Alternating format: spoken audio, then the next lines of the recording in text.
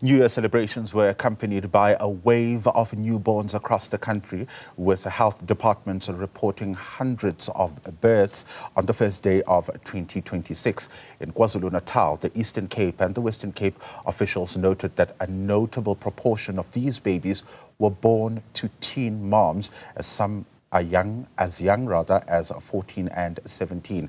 Health and Social Development authorities have again highlighted the importance of comprehensive sex education, stronger community involvement and early intervention programs to curb teen pregnancy, while also ensuring support systems are in place for young families. I'm now joined by Basil Manuel, Executive Director at NAPTOSA. Basil, thank you very much for your time.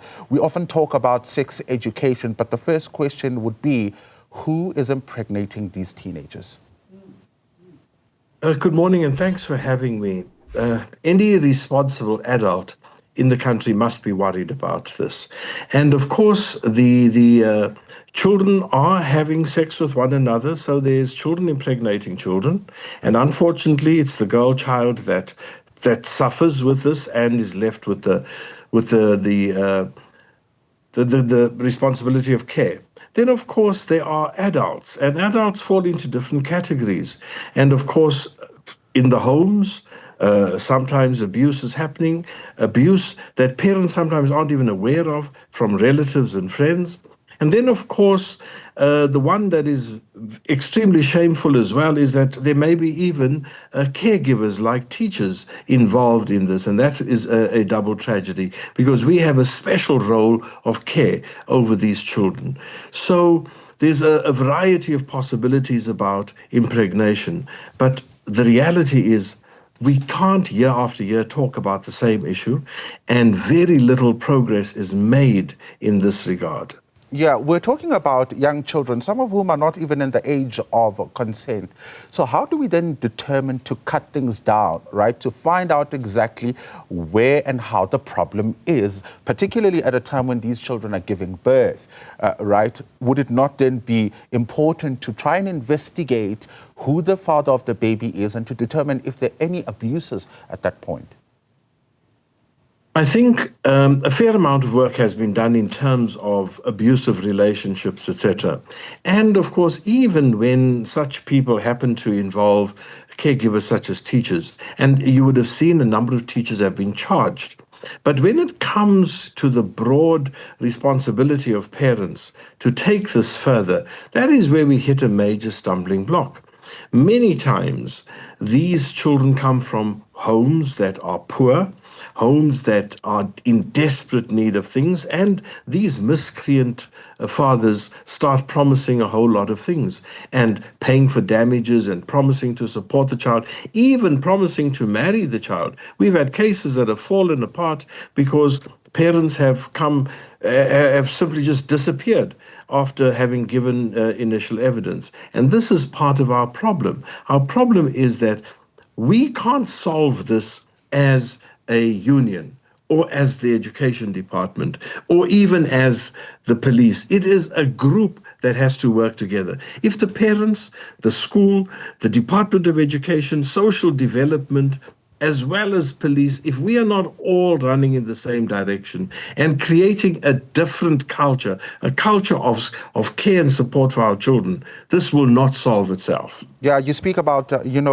socio-economic issues and some cases dysfunctional families, but there's also the aspect of child-headed households and those children being taken advantage of.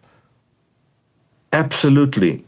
We know for sure, and there's enough research done by really good people that would show that kids that live on the street, kids that are heading up households, even though they try against all odds to do the right thing, they are taken advantage of more likely than other kids that are living in a full nuclear family.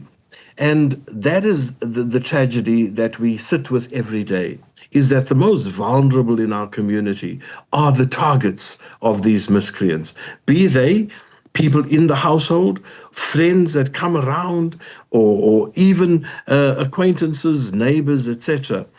They are taking advantage of these vulnerable kids because it's so easy to get away with it. Yeah. Earlier you spoke about how even younger children are having sex and are also impregnating these teen moms. But I also want to talk about gender roles, which may sometimes give, boy children more freedom and more freedom to even have sex.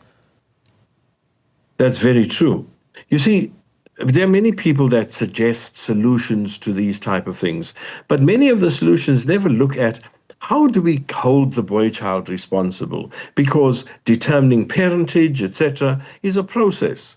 And then, even if you have determined parentage, these youngsters still get away with it. Their lives continue. Schooling is uninterrupted. Think of a little girl of 10. There are 10-year-olds, 14-year-olds. They can hardly care for themselves. How can they take care of a child?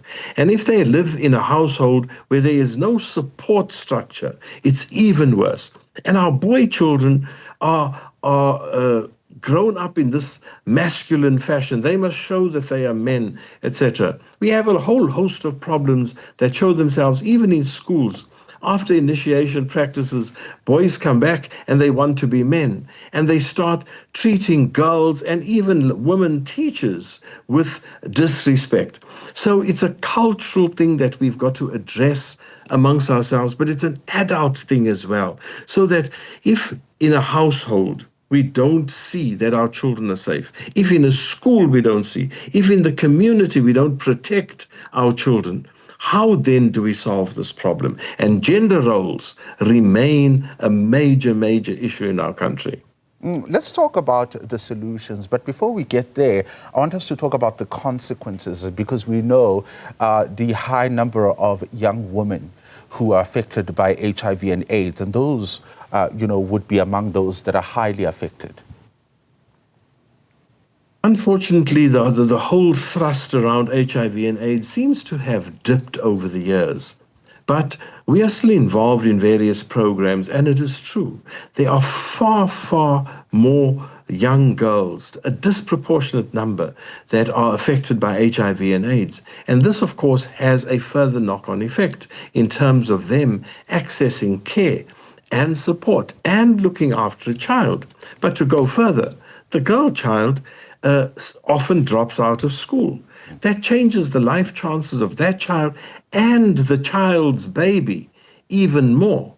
And even when they return to school, sometimes they are subjected to all sorts of things, even though the law is very clear, and even now made clearer by the enactment of the Bella Act, that we cannot and should not discriminate against the girls, because we have to ensure that they are able to achieve in school in order to give a better life chance to that very child.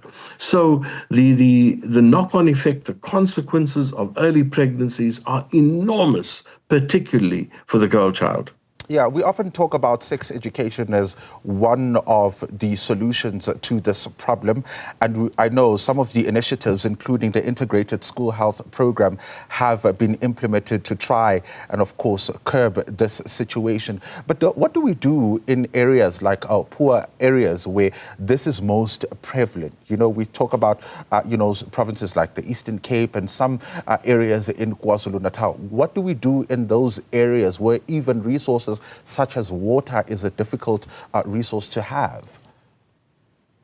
I would like to say that we mustn't foreground the lack of resources and morality, because it's immoral to take advantage of the child. But sex education is a difficult matter.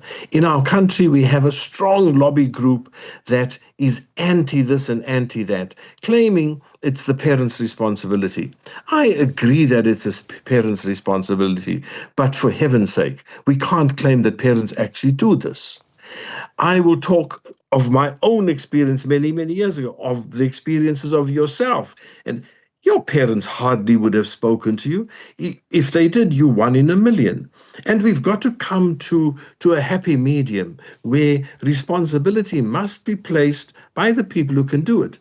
Yes, schools are best placed. Yes, we know there are some miscreants in schools. But when you look at the total number of teachers and the total number of people that do fall off the wagon and do crazy things, it is minuscule. So we have to pick up the debate on sex education. We've got to pick up the debate on the involvement of parents and the responsibility of parents in this role, because the ideal would certainly be that it's the parent responsibility. But religious organizations, schools, etc., all have a role to play. Yeah, 1,448 New Year's births compared to the previous 1,703. Would you say that this points to the fact that at least there is some work being done and pointing to positive results, at least at this point? I'd like to believe that. But quite honestly, one day's births can't be the indicator. I'd like to look at the stats over a period of time. And when stats were released late last year, we saw just how large the number of teenage births were, how many children as young as the age of 10 even gave birth. And that is cause for shame. Yeah, 84 babies born on the first day of 2026 in the Eastern Cape by midday, with a quarter of these newborn moms being teenagers. Basil Manuel talking to us from NAPTOSA. He is the executive director.